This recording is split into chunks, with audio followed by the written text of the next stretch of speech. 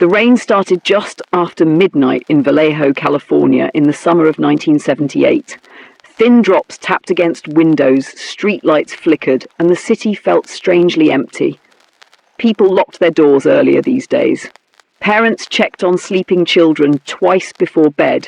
Taxi drivers watched their mirrors more carefully, because somewhere out there, the Zodiac Killer was still a ghost. Nobody knew his real name. Nobody knew his face. But everyone knew the symbol, a circle crossed by 4 sharp lines, the mark of fear. Detective Daniel Mercer sat alone inside the Vallejo Police Department, staring at another letter spread across his desk. The envelope smelled faintly of cigarette smoke. Inside was a single sheet of paper filled with crooked handwriting.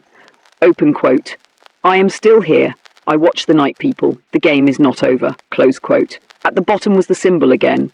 Mercer rubbed his tired eyes. For nearly a decade, the Zodiac Killer had haunted Northern California.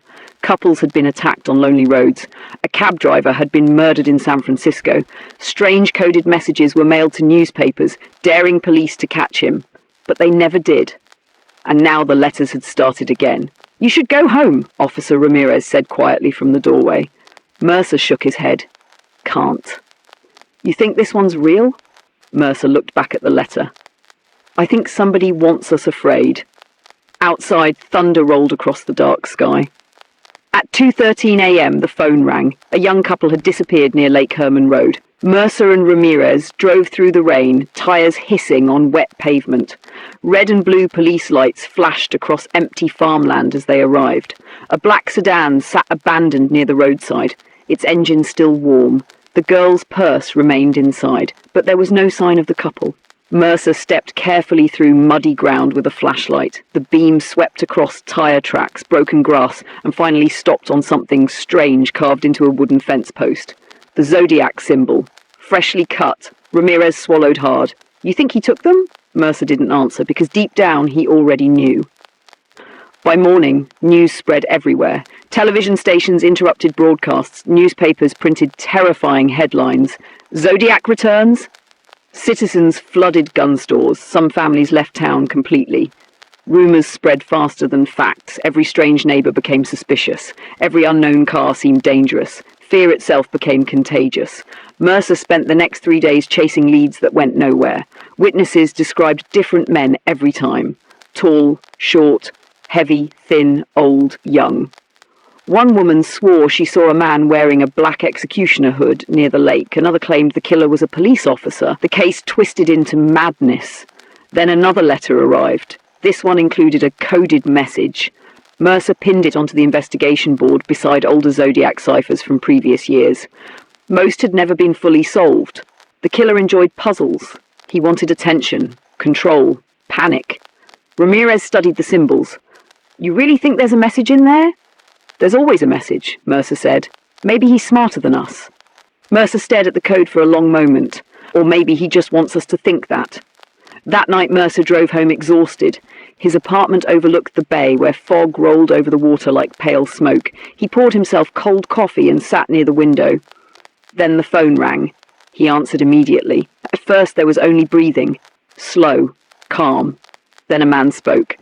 "Good evening, Detective." Mercer froze. "Who is this?"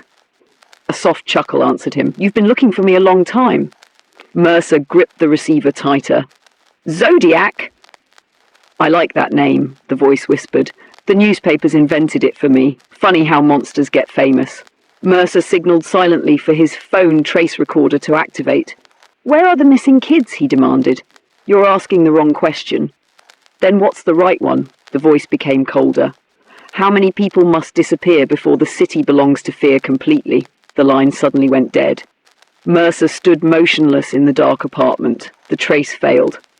2 days later, hikers discovered the missing couple alive inside an abandoned hunting cabin deep in the woods, bound, terrified, but unharmed. On the cabin wall was another message painted in black. Open quote, "I could have killed them. That's why you fear me." Close quote. The Zodiac Killer didn't just want murder anymore. He wanted power. The surviving couple described hearing a masked man speaking to them at night. He quoted newspaper articles about himself. He laughed often. He seemed obsessed with proving he was smarter than police. But one detail caught Mercer's attention. The man had a limp, a slight drag in his right leg.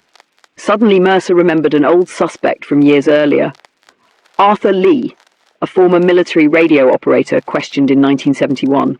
Witnesses once mentioned he limped after a motorcycle accident. Mercer reopened the forgotten file. Inside were photographs, interview transcripts, and psychological notes.